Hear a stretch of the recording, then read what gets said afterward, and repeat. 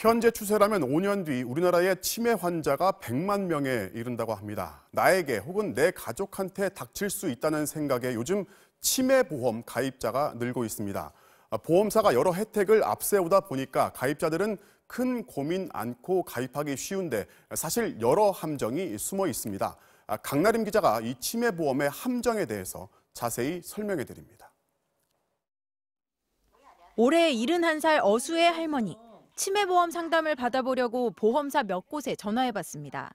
치매보험에 대해서 좀 여쭤볼까 하는데요. 중증 치매잖아요. 네. 요거는 일시금으로 1,000만 원 받고요. 진단을 받으셨다. 그러면 500만 원 같이 드리고요. 네. 그다음에 중증 치매 생활자금을 매월 50만 원씩 드려요. 치매 초기에 해당하는 경도 치매 진단을 받으면 250만 원. 더 진행되면 500만 원을 일시금으로 주고 다달이 간병비로도 50만 원씩. 매달 보험료 10만 원 정도에 다 보장해 준다고 합니다. 혹하게 되죠. 설계사가 설명을 잘 해놓으니까 혹하는데 또 끊고 생각하면 또 생각이 가지고 좋기만 할래나 하고. 하지만 보장액만 듣고 덥석 들 게 아니라 어떻게 해야 받을 수 있는지도 물어봐야 합니다. 진단 기준이 있어요? 지급될 때? 요거요. CDR 1점이냐, 2점이냐, 3점이냐 있죠?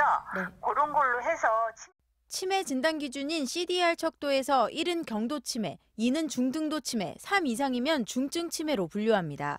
보험사들은 CDR 1만 받아도 보험금을 받을 수 있다고 말합니다.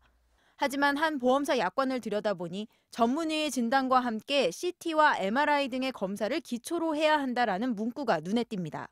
CDR 검사뿐 아니라 뇌 영상 자료도 있어야 한다는 건데 경증 치매의 경우 CT나 MRI에서는 증상이 안 보일 수도 있습니다. 의학적인 측면에서는 저는 동의할 수 없습니다. 치매 초기를 그러니까 초기냐 중기냐 말기냐를 MRI로 진단을 하지는 않아요. 의사한테 치매 진단을 받더라도 보험 약관에 저런 조건이 붙어 있으면 보험금 못 받을 수도 있다는 얘기입니다. 아이고 내가 냉장고 속에 이제 전화기 둔 거 그걸 이제 치매라고 생각한단 말이죠. 보험회사가 생각하는 치매랑 일반 소비자들이 생각하는 치매는 너무나 이제 격차가 있는 거예요.